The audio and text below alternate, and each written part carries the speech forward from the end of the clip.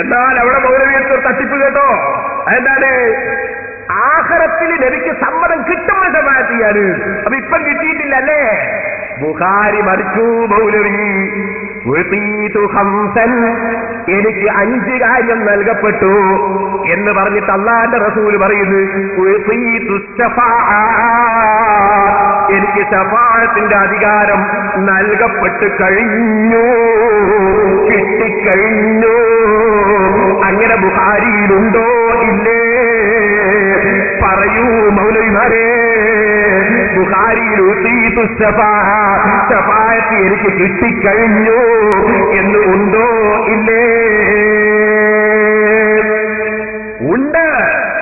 പക്ഷേ നിങ്ങൾക്ക് നാമാണെങ്കിൽ മൗലവികൾ പറയും ആഖിറത്തുൽ മഹ്ശർ എന്ന് അല്ലാഹുവിന്റെ റസൂൽ സമ്മതം ചോദിക്കുന്ന ഒരു രംഗമുണ്ട്. ആ രംഗം ചൂണ്ടിക്കാണിച്ചിട്ട് വേണമെങ്കിൽ മൗലവി പറയും അവിടുന്ന് സമ്മതം ചോദിക്കുന്നത് ബുഖാരിയിലുണ്ട് എന്ന് പറയും. അത് മൗലവിക്ക് മനസ്സിലായില്ല. അതെന്താണെന്നറിയോ? അത് മനസ്സിലാകണമെങ്കിൽ അതവും വൃത്തമുള്ള ആളുകളോട് കൂടെ നടന്നാ മനസ്സിലാവും. ഞാൻ പറഞ്ഞുതരാം.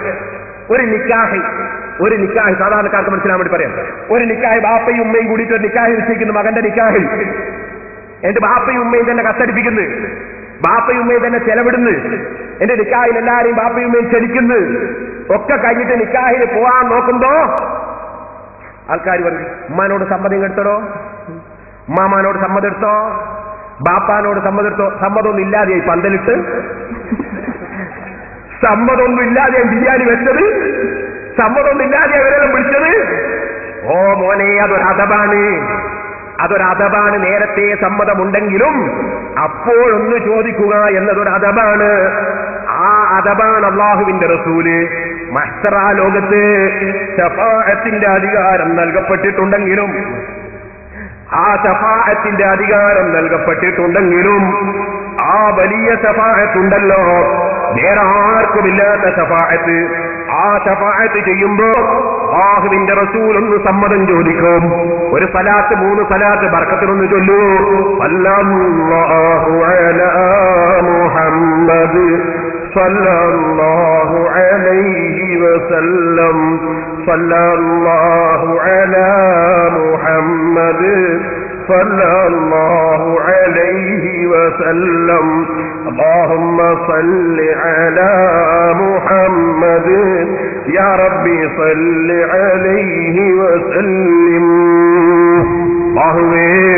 നിന്റെ ദീനിന്റെ കാര്യം ഞങ്ങൾക്ക് പറയാനും അത് മനസ്സിലാക്കാനും നീ തൗഫീഖ് തരണം റഹ്മാനേ. ഞങ്ങൾക്ക് നീ ദീനിന്റെ കാര്യങ്ങൾ പറയാൻ നീ തൗഫീഖിനെ എത്തിത്തരണം റഹ്മാനേ. അല്ലാഹുവിന്റെ റസൂലിനെ മഹ്ശറ ലോകത്ത് സർവ്വ ജനങ്ങൾക്കും ശഫാഅത്ത് ചെയ്യാൻ വേണ്ടി നബി സല്ലല്ലാഹു അലൈഹി വസല്ലം തങ്ങളങ്ങ് വരുമ്പോൾ അവിടെ വെച്ചുണ്ടൊരു സമ്മതം ചോദിക്കൽ. ആ സമ്മതം ചോദിക്കൽ എന്തിനാണ്? അതൊരു അദബിന്റെ സമ്മതം ചോദിക്കലാണ്. വാസ്തവത്തിൽ അല്ലാഹുവിന്റെ റസൂലിന് സമ്മതം നേരത്തെ കൊടുക്കപ്പെട്ടതാണ്. ആ കൊടുക്കുന്ന ആ സമ്മതം കിട്ടുന്ന നബി സല്ലല്ലാഹു അലൈഹി വസല്ലം ഇവിടെ വെച്ച് തന്നെ കിട്ടിയ സമ്മതമുണ്ടെങ്കിലും ഒന്നുകൂടി ചോദിക്കുകയാണ്. അഷ്റഫുൽ ഖൽഖ് സല്ലല്ലാഹു അലൈഹി വസല്ലം തങ്ങൾക്ക് സമ്മതം ലഭിക്കുകയാണ്. അതേ ആ സമയത്തുള്ള പ്രത്യേക സമ്മതമാണ്.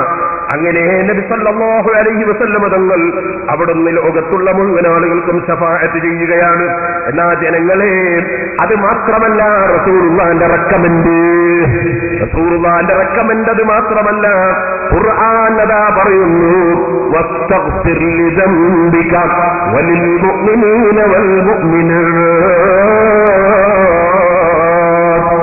ആഖിറത്തിൽ മാത്രമല്ല റസൂലുള്ളാഹിന്റെ റെക്കമെൻഡ്.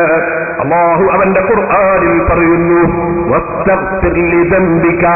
ഓ നബിയേ, തങ്ങൾക്ക് ദോഷം വരാതിരിക്കാൻ വേണ്ടി. അതിമാം റാസിയുടെ ഒരു തഫ്സീറാണ്. അതേ, അല്ലെങ്കിൽ അവിടുത്തെ കുടുംബത്തിലെ ദോഷം പൊറുക്കാൻ വേണ്ടി ഓ നബിയേ തങ്ങൾ അല്ലാഹുവിനോട് പൊറുക്കലിനെ ചോദിക്കണം. വലിൽ മുഅ്മിനീന വൽ മുഅ്മിനാത്ത്. ഈമാനുള്ള പുരുഷന്മാരുടെയും ഈമാനുള്ള സ്ത്രീകളുടെയും ദോഷം പൊറുക്കാൻ വേണ്ടി തങ്ങളൊന്ന് റെക്കമെൻഡ് ചെയ്യണം നബിയേ. ഇത് മഹ്ശറയിലല്ല മൗലവിമാരെ, ദുനിയാവിൽ തന്നെ റസൂലുള്ള റെക്കമെൻഡ് ചെയ്യണം എന്ന് അല്ലാഹ് പറയുന്നു. അതിനെ സംബന്ധിച്ച് ഇമാം റാസി റഹിമഹുല്ലാഹ് വിശദീകരിച്ചിട്ട് പറയുന്നു, ഫദല്ല അലാ അന്നല്ലാഹ തആല ലമ്മാ അമറ മുഹമ്മദൻ സ്വല്ലല്ലാഹു അലൈഹി വസല്ലമ ബിലിസ്തിഗ്ഫാരി ലികുല്ലിൽ ഉസാതി ഫഖദ് ഇസ്തജാബ ദുആഅഹു വദാലിക ഇന്നമാ യതിമ്മു ലൗ ഗഫറ ലഹും വലാ മഅനാ ലിസ്തിഗ്ഫാരി ഇല്ലാ ഹദാ وذلك إنما يتم لو غفر لهم ولا معنى للشفاعة إلا هذا. الله سبحانه وتعالى ശഫാഅത്ത് ചെയ്യാനാണ് നബി സല്ലല്ലാഹു അലൈഹി വസല്ലം തങ്ങളോട് ഈ ആയത്തിൽ കൽപ്പിക്കുന്നത്. അത് ഈ ദുനിയാവിൽ വെച്ച് തന്നെയും വേണം, ആഖിറത്തിൽ വേറെയും വേണം. അപ്പൊ ശഫാഅത്ത് നബി സല്ലല്ലാഹു അലൈഹി വസല്ലം തങ്ങൾക്ക് ചെയ്യാനുള്ള ഓർഡർ കിട്ടിപ്പോയി, അധികാരം കിട്ടിപ്പോയി. അത് സാധാരണ ശഫാഅത്ത്. എന്നാൽ ആഖിറത്തിൽ വെച്ചുള്ള വലിയ ശഫാഅത്തിന്റെ അധികാരവും ഇവിടെ കിട്ടിയിട്ടുണ്ട്. പക്ഷേ ആ കിട്ടിയതിന്റെ പുറമേ അവിടെ വെച്ച് ഒന്നുകൂടി അതവിന് വേണ്ടി അല്ലാഹുവിനോടൊന്ന് ചോദിക്കുന്നു. ഇതുകൊണ്ടാണ് ഉമർ ഖാലി റഹിമഹുല്ലാഹ് ബഹുമാനപ്പെട്ട റസൂലുള്ളാഹിന്റെ മഖ്ബറയിൽ ചെന്ന് ചൊല്ലിയത്, യാ അക്റമൽ ഖുറമാ അലാ അതാബികും ഉമറുൽ ഫഖീറുൽ മുർതദി ലിജനാബികും യർജുൽ അഫാഅ അലൽ ബുകാഇ ബിബാബികും വദ്ദംഉ മിൻ ഐനൈ സാല സജീമാ. നബിയുടെ പടിവാതിൽക്കൽ വന്നിട്ടിതാ പാവപ്പെട്ട ഉമർ, അതേ ഉമർ ഖാദി റഹിമഹുല്ലാഹ് വെളിയങ്കോടുന്ന് പോയിട്ട് പാടുകയാണ്. ഫഖീറായ ഉമർ ഇതാ തങ്ങളുടെ പടിവാതിൽക്കൽ നിൽക്കുന്നു. മാന്യന്മാരിൽ ഏറ്റവും കൊടുക്കുന്ന നബിയെ തങ്ങളെ പ്രതീക്ഷിച്ചു വന്നതാണ്. തങ്ങളുടെ പടിവാതിൽക്കൽ വെച്ചിതാ ഫഖീറായ ഉമർ കരയുന്നു, നബിയെ വദ്ദംഉ മിൻ ഐനൈ സാല സജീമാ. കണ്ണിലൂടെ ഇതാ വെള്ളമൊലിക്കുന്നു. ലാമിൻ കരീമിൻ മിസ്ലുകും നിൽ മുർതജി ഫീമൻ മദഅ ഖബ്ലൻ വലാ ഫീമൻ യജി. മുമ്പും പിമ്പും തങ്ങളെ പോലെ കൊടുക്കുന്ന ഒരു മഹാൻ, പ്രതീക്ഷക്ക് വകയുള്ള ഒരു മഹാനില്ല നബിയേ. വഅലല്ലദീ ഫഖുർബതൻ ലീ ഫർജി ഹൈറാന മിൻ ദംബി യസഫ്തുക ബീമാ.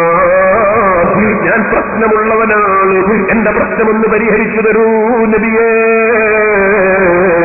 ഖബറിന്റെ അടുക്കൽ പോയി ഉമർ ഖാദി റഹിമഹുല്ലാഹ് ചൊല്ലുന്നു. നൂറുകണക്കിന് കറാമത്തുകൾ കേരള മണ്ണിൽ കണ്ട മഹാനായ ഉമർ ഖാദി ചൊല്ലി, നിങ്ങളൊരു തങ്ങൾ റസൂലുള്ളാഹിനെ വിളിച്ചിട്ട് കുറച്ച് പറഞ്ഞു പോയതുകൊണ്ട് ഇസ്തിഗാസ ചെയ്തതുകൊണ്ട് അത് ശിർക്കാണെന്ന് പറഞ്ഞില്ലേ മൗലവി? ഇബ്നു ഹജർ അസ്ഖലാനി റഹിമഹുല്ലാഹ് റസൂലുള്ളാഹിനെ വിളിച്ച് കരഞ്ഞുകൊണ്ട് റസൂലുള്ളാഹിനെ വിളിച്ച് അപേക്ഷ സമർപ്പിച്ച പദ്യം കഴിഞ്ഞ പ്രസംഗത്തിൽ ഞാനെടുത്ത് ചൂണ്ടിക്കാണിച്ചിട്ട് 4 ദിവസം ഇവിടെ വന്നിട്ട് പ്രസംഗിച്ചിട്ട് ഇബ്നു ഹജറിന്റെ ആ കിതാബിനെ സംബന്ധിച്ച് കാമ എന്ന് മിണ്ടിയില്ലല്ലോ സലഫി. എന്തിനെ ഷാർജയിൽ നിന്ന് ഇങ്ങോട്ട് കടന്നു വന്നത്? ചോദിച്ചതിന്റെ മറുപടി എന്തേ പറയാതിരുന്നത്? നിങ്ങൾ ഈ കടലും കടന്നിട്ട് ഇവിടെ വന്നിട്ട് എന്തേ ഞാൻ ഉദ്ധരിച്ച കിതാബുകൾക്ക് മറുപടി പറയാതിരുന്നത്? ഇനി ഞാൻ പറയട്ടെ സഹോദരന്മാരെ, ചുരുക്കുന്നു, നിങ്ങൾ മനസ്സിലാക്കണം. അല്ലാഹുവിന്റെ റസൂലിന്റെ പേരിൽ സ്വലാത്ത് ചൊല്ലുന്നത് ശഫാഅത്ത് കിട്ടാൻ വേണ്ടിയാണെന്ന് നിങ്ങളെ കൊണ്ട് നമ്മൾ ഇവിടെ സമ്മതിപ്പിച്ചു. ഇനി ഞാൻ പറയട്ടെ, നിങ്ങൾ നോക്കൂ, പിന്നെ മൂപ്പരെന്താ പറയുന്നതെന്നറിയോ? രസകരമായൊരു കാര്യം. സ്വലാത്ത് നല്ലത് തന്നെ, ശഫാഅത്തിന് വേണ്ടി തന്നെ. പക്ഷേ സ്വലാത്ത് ചൊല്ലാൻ വേണ്ടി ഒരു മൈതാനിയിൽ ഒരുമിച്ച് കൂടാൻ പാടില്ല, ഒരു ഡേറ്റ് വെച്ചിട്ട് സ്വലാത്ത് ചൊല്ലാൻ പാടില്ല. മൂപ്പരുടെ പുതിയ കണ്ടുപിടുത്തം. ഓ മൗലവി, എന്തായാലും കാരണം പറയുന്നുണ്ട് അയാള്. ഇതാ കാരണം, നബി സല്ലല്ലാഹു അലൈഹി വസല്ലമ ഒരു പ്രത്യേക സ്ഥലത്ത് ആളുകളെ ഒരുമിച്ച് കൂട്ടിയിട്ട് ഒരു പ്രത്യേക ഡേറ്റ് നിശ്ചയിച്ചിട്ട് സ്വലാത്ത് ചൊല്ലിയിട്ടില്ല. മൗലവി, ഞാൻ അങ്ങോട്ട് ചോദിക്കുന്നു, ശരിക്ക് കേട്ടോ, നാദാവർക്ക് വന്നുപോയാ പോരാ. ഞാൻ അങ്ങോട്ട് ചോദിക്കുന്നു, നിങ്ങളുടെ നോട്ടീസിന്റെ പേരെന്തായിരുന്നു? നിങ്ങളുടെ പരിപാടിയുടെ? അതെ,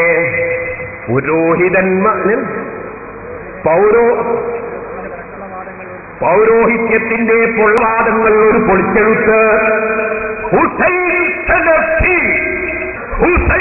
സലഫി എന്ന് വലിയ അക്ഷരത്തിൽ എഴുതി വെച്ചിട്ട് പോസ്റ്റർ ഇറക്കിയിട്ട് ദിവസം നിശ്ചയിച്ചിട്ട് പെർമിറ്റ് എടുത്തിട്ട് പന്തല് കെട്ടിയിട്ട് ഒരു സ്ഥലത്ത് ആണിനെയും പെണ്ണിനെയും ഒരുമിച്ച് കൂട്ടിയിട്ട് നിങ്ങൾ പ്രസംഗിച്ചില്ലേ?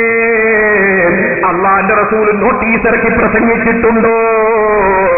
അള്ളാന്റെ റസൂൽ മൈതാനിയിൽ പ്രത്യേക ദിവസം നിശ്ചയിച്ച് ആളുകളെ പ്രത്യേകം ഇതുപോലെ ക്ഷണിച്ച് ഇതുപോലെ പെർമിറ്റും എടുത്ത് പ്രത്യേക ദിവസവും നിശ്ചയിച്ച് അള്ളാന്റെ റസൂല് പ്രസംഗിച്ചിട്ടുണ്ടോ?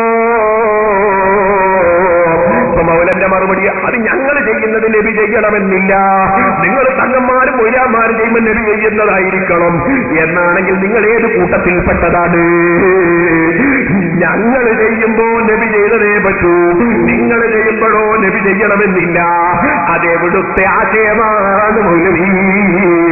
നിങ്ങൾക്കെന്തും ചെയ്യാം, ഞങ്ങൾക്ക് പറ്റില്ലെന്നാണോ? നിങ്ങൾ ഇതിന്റെ മറുപടി പറയണം.